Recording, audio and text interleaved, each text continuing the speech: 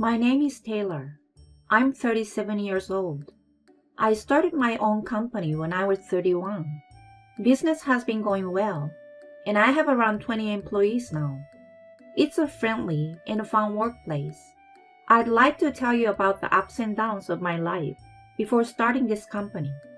I got married at 27 and had a child at 29. When I was single, I worked as a web designer for a company.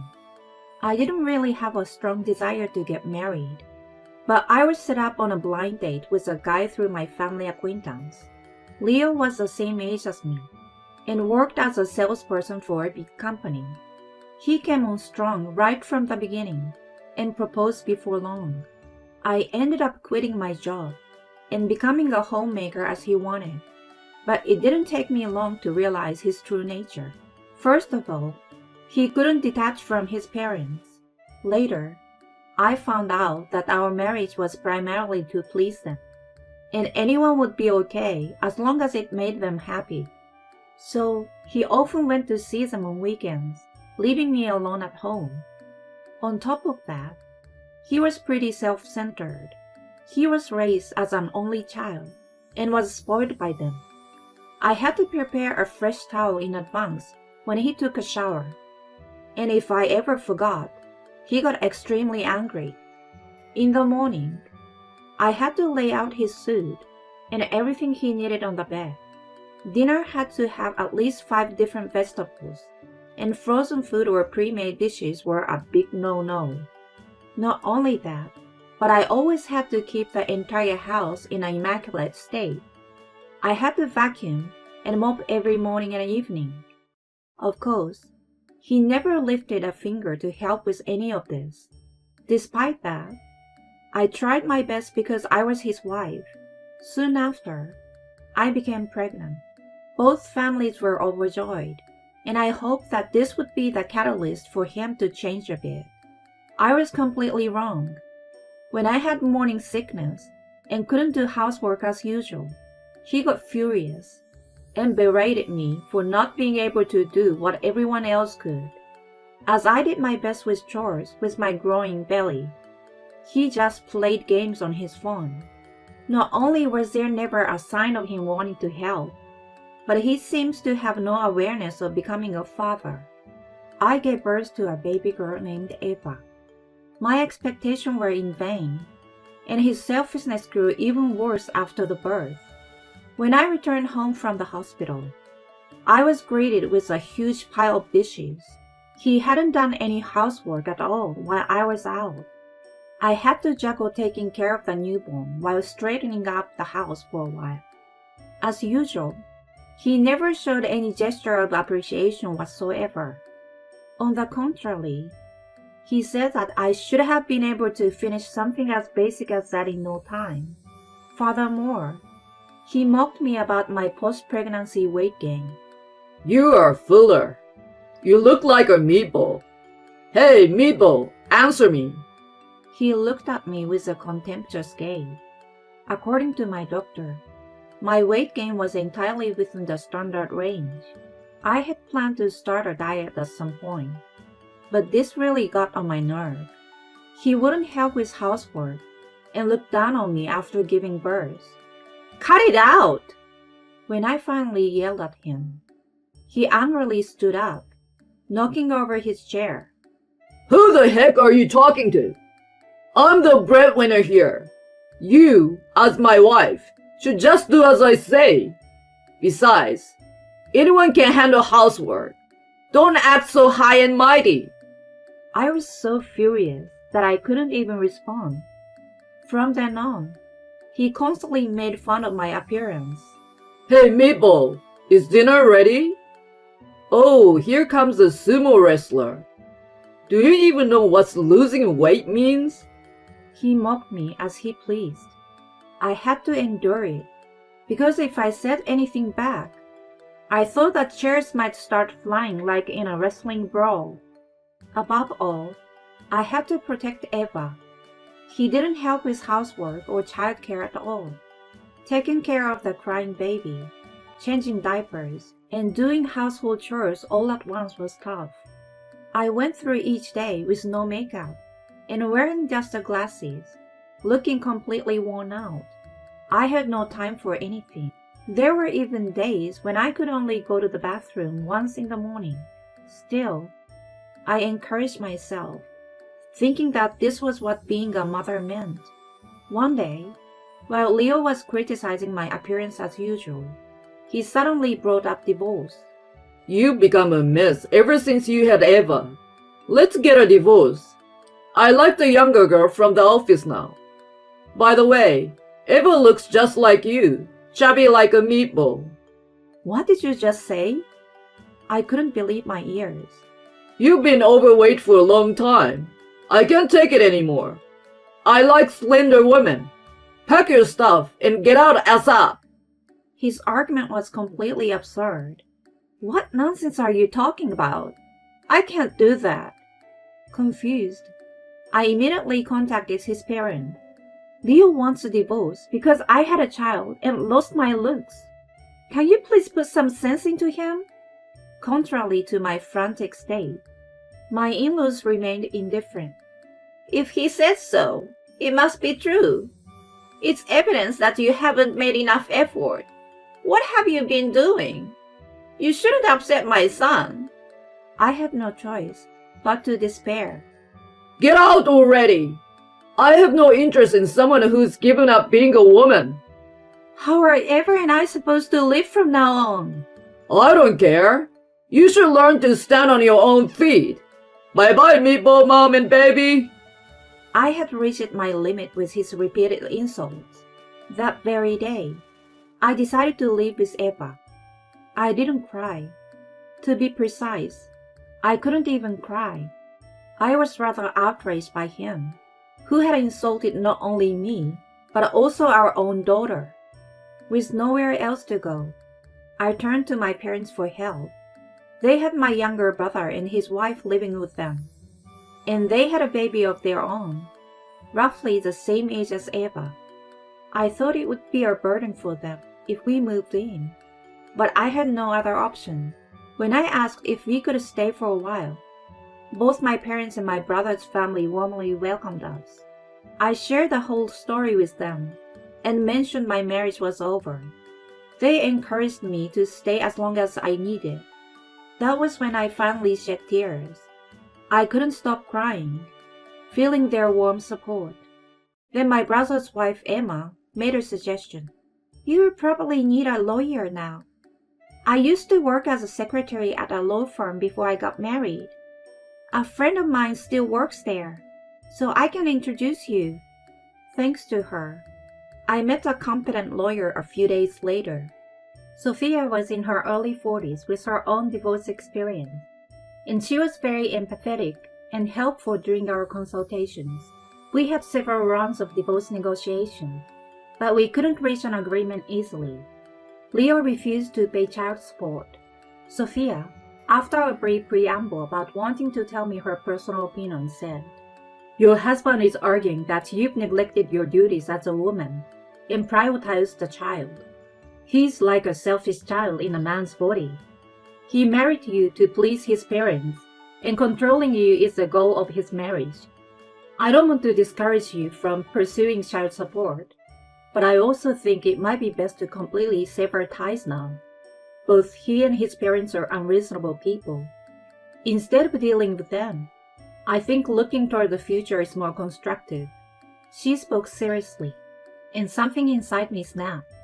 The reasons for divorce were so flimsy. The insult he hurled at Eva at the brink of separation was too much. Dealing with him any longer was unbearable.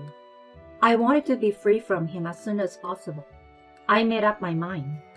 I was determined to raise Eva on my own and find happiness beyond this point. From now on, you need to work hard to support your daughter. Are you really ready?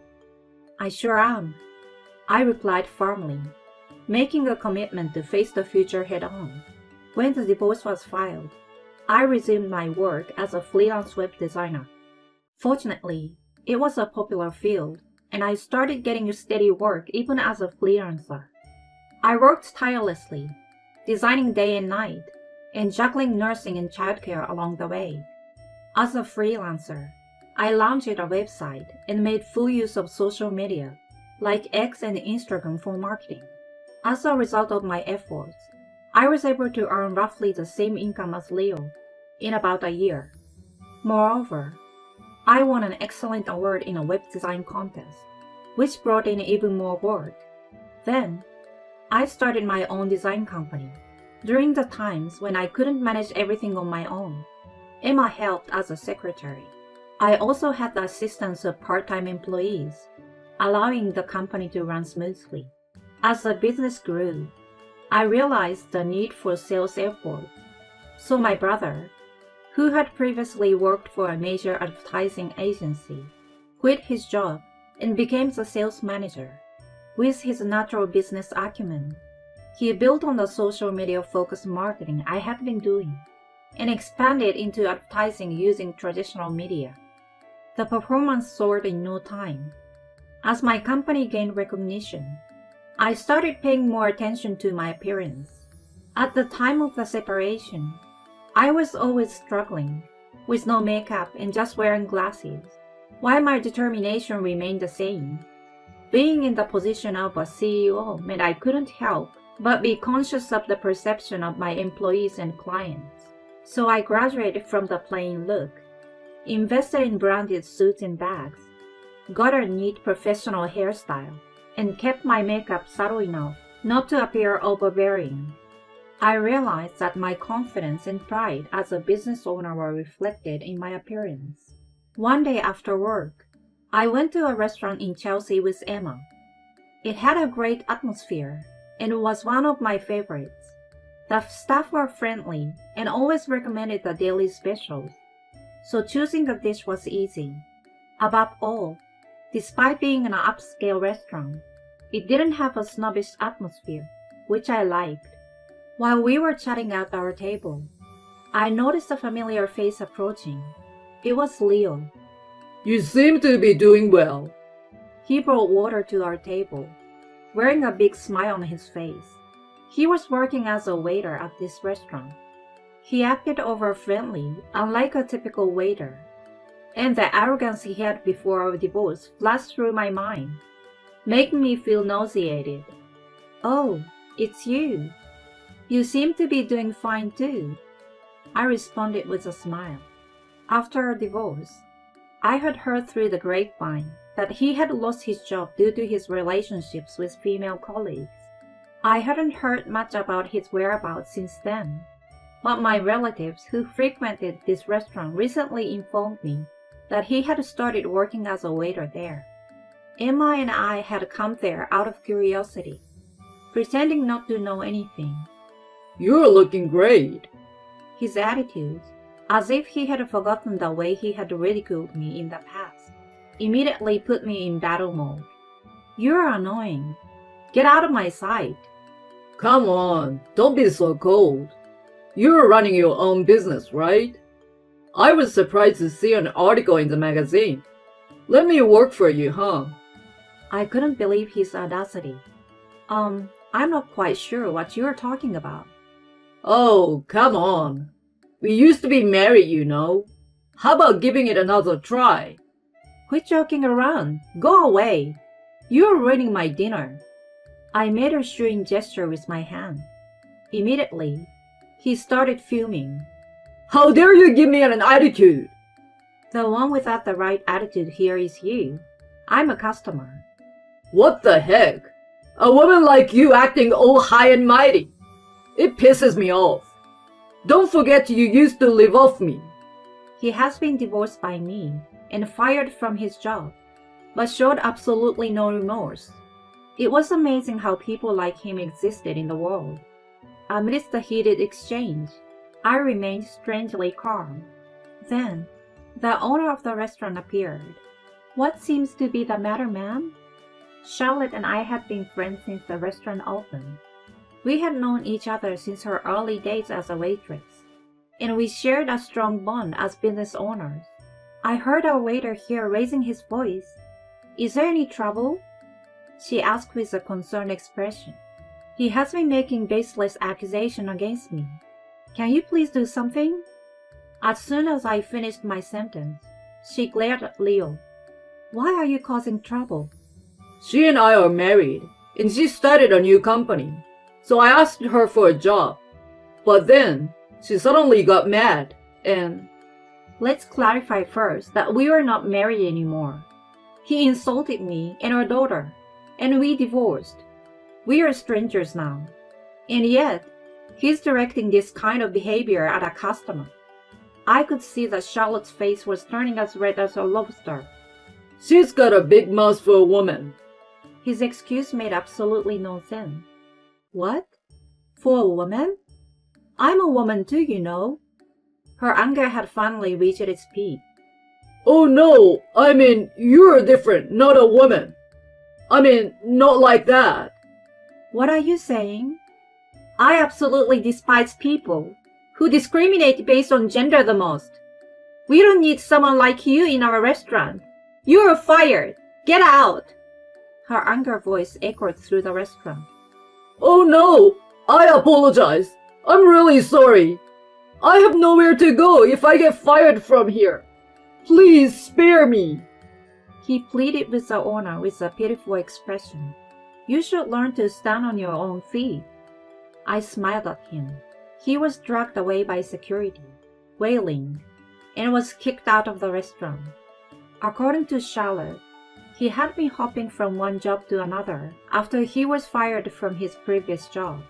She pitied him and hired him as a waiter, but he ended up repaying that kindness in this manner. Truly a case of getting what he deserved. I had never seen someone fit the phrase, "You reap what you sow," so perfectly. Afterward, my company continued to do well. What's more, I will be graduating from being single soon. I met another entrepreneur with a divorce history at a cross-industry networking event. Fellow souls with similar scars. We quickly became good friends. I have a daughter, and he's alone. We took our time to strengthen our bonds with Eva and our families. We decided to start a new family together by next spring. My new partner is loving and kind for a change. Leo, on the other hand, according to the investigation of my competent secretary Emma, he remains unemployed and single after being kicked out of that restaurant. Despite how much he used to make fun of my appearance, he now seems to be displaying a grotesque example of middle-aged flat. Fate and the passage of time can be cruel. My life has been like a roller coaster ride. I got married, had a child, got divorced, started working, and established a company. I've learned the meaning of you reap what you sow all too well. If there is someone out there feeling like they're in the middle of a dark tunnel with no end in sight, I want to say this. There is always an exit. There is no night without a dawning.